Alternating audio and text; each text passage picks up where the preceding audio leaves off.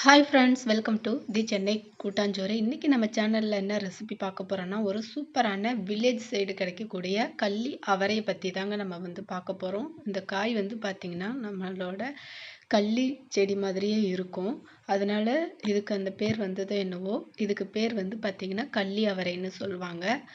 இது செடி பார்த்திங்கன்னா அவரை செடி போலயே இருக்கும். ஆனால் காய் இந்த மாதிரி காய்க்குங்க. கள்ளிச்செடி போல் இதுவும் நல்லா சத்தான காய்கறியில் ஒன்று தான். இது வில்லேஜ் சைடு தாங்க கிடைக்கும். கண்டிப்பாக எங்கே கிடைச்சாலும் நீங்களும் வாங்கி சாப்பிடுங்க. இது சந்தையில் சேல்ஸ் பண்ணிகிட்டு இருந்தாங்க. அதை வாங்கிட்டு வந்திருக்காங்க. இது 1/2 கிலோ வாங்கியிருக்கேன். இப்போ இந்த காயை நல்லா நம்மளோட நார்மலாக அவரைக்காய் எப்படி க்ளீன் பண்ணுவோமோ மேலேயும் கீழேயும் இழுத்துட்டு, அது போல் அந்த கொடி மாதிரி வரும் இல்லைங்களா, அதை இழுத்துட்டு நம்ம இது போல் தூளாக நல்லா வாஷ் பண்ணிவிட்டு கட் பண்ணி எடுத்துக்கலாம். இது பார்க்கறதுக்கு கட் பண்ணதுக்கப்புறம் பார்த்தீங்கன்னா ஸ்டார் மாதிரி இருக்குங்க. பார்க்கவே ரொம்ப லுக்காகவும் இருக்கும். சமைச்சு சாப்பிடும்போதும் ரொம்பவே நல்லாயிருக்கும். நல்லா தேங்காய் துருவல், வெங்காயம், தக்காளி, தேங்காய் துருவல்லாம் போட்டு நல்லா வதக்கி எடுத்தோம்னா அவ்வளோ அருமையாக இருக்குங்க. கண்டிப்பாக நீங்களும் கிடைச்சா இதே போல் செஞ்சு சாப்பிடுங்க. நல்லா பொடியாக கட் பண்ணிக்கலாம் ஃபஸ்ட்டு. இப்போ நல்லா கட் பண்ணி எடுத்ததை காமிக்கிறேன் பாருங்கள். இந்த போல் நல்லா கட் பண்ணி எடுத்தாச்சு. பார்க்கவே எவ்வளோ அழகாக இருக்குது பார்த்தீங்களா. இப்போ இதை நம்ம சமைக்க போகிறோம், பொரியல் பண்ண போகிறோம். இப்போ கடாய் வச்சாச்சு. கடாயில் ஒரு தேவையான அளவு ஆயில் சேர்த்துக்கோங்க. நான் ஒரு 5லேருந்து 6 ஸ்பூன் சேர்த்துருக்கேன். கடுகு, உளுத்தம்பருப்பு சேர்த்தாச்சு. பொடியாக கட் பண்ண சின்ன வெங்காயத்தை நான் கட் பண்ணி சேர்த்துருக்கேங்க. இப்போ சேர்த்து நல்லா வதக்கிக்கலாம். நல்லா கண்ணாடி பதத்துக்கு நல்லா வெந்து வரணும், வதங்கி வரணும் வெங்காயம். இது நல்லா வெங்காயம் வதங்கி வந்ததுக்கப்புறம் 2 சின்ன தக்காளி எடுத்து கட் பண்ணி சேர்த்துருக்கேங்க தூளாக. அதை இதோடு சேர்த்துக்கலாம்.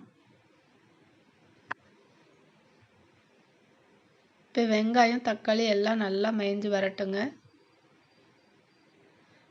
வதங்கி வரட்டும். அது கூடவே லைட்டாக மஞ்சள் தூள் ஒரு 1/2 டீஸ்பூன் போட்டு நல்லா மிக்ஸ் பண்ணிக்கலாம். இப்போ நல்லா வெங்காயம் தக்காளி ஓரளவு நல்லா வதங்கி வந்துருச்சு. இந்த டைமில் காய் சேர்த்துக்கலாங்க.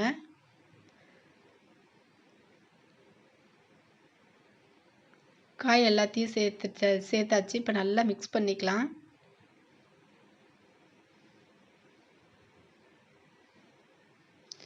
நல்லா எல்லாத்தையும் நல்லா மிக்ஸ் பண்ணி விட்டுட்டு நல்லா மூடி போட்டு நல்லா ஒரு 10 நிமிஷம் 15 மீடியம் ஃப்ளேம்லேயே வேக வைக்க போகிறோம்.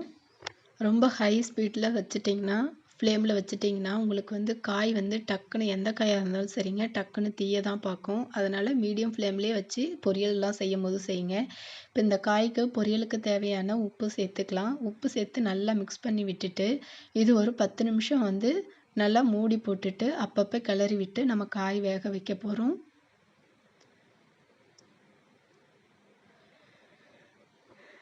இப்போ பார்த்திங்கன்னா நல்லா மிக்ஸ் பண்ணி எடுத்து இந்த கள்ளி அவரை பார்த்திங்கன்னா ரொம்ப நாளைக்கு அப்புறம் இந்த காய் கிடச்சிருக்குங்க. இதோட டேஸ்ட் எங்களுக்கு ரொம்பவே பிடிச்சிருந்தது. இப்போ நல்லா மூடி போட்டு நம்ம இந்த காய் நல்லா வதக்கிட்டு இருக்கிறோம்.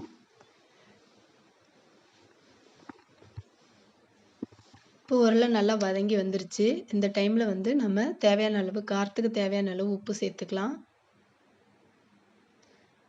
நம்ம தேங்காய் துருவல் கொஞ்சம் சேர்க்க போகிறோம். அதனால் காரம் கொஞ்சம் தூக்கலாக இருந்தாலும் பரவாயில்லைங்க, சாப்பிட நல்லா தான் இருக்கும். அதே தேங்காய் சாப்பிடாதவங்க காரம் கம்மியாகவே சேர்த்துக்கோங்க. இப்போ மிளகாய்த்தூள் போட்டு நல்லா வதங்கிடுச்சு பாருங்கள் காய். அதுவும் பார்த்திங்கன்னா மிளகாய்த்தூள் போட்டு ஒரு 5 நிமிஷம் நல்லா மீடியம் ஃப்ளேம்லேயே வச்சு நல்லா அப்பப்போ எடுத்து மிக்ஸ் பண்ணி விடணும். இப்போ இதுக்கப்புறம் பார்த்திங்கன்னா லைட்டாக நம்ம தண்ணி தெளிக்க போகிறோம். எதுக்காகனா இன்னும் நல்லா காய் நல்லா சாஃப்டாக வெந்து வர்றதுக்காக. இப்போ அதை நல்லா மிக்ஸ் பண்ணி விட்டுட்டு ஒரு 10 நிமிஷம் அதே மீடியம் ஃப்ளேம்லேயே வச்சு நம்ம கிளறி விட்டு எடுத்தால் சூப்பரான டேஸ்டியான கள்ளி அவரை பொரியல் ரெடி ஆகிடுச்சிங்க. இந்த டைமில் பார்த்திங்கன்னா நம்ம தேவையான அளவு தேங்காய் துருவல் சேர்த்து பரிமாறினா சூப்பரான பொரியல் ரெடி. தேங்க்யூ.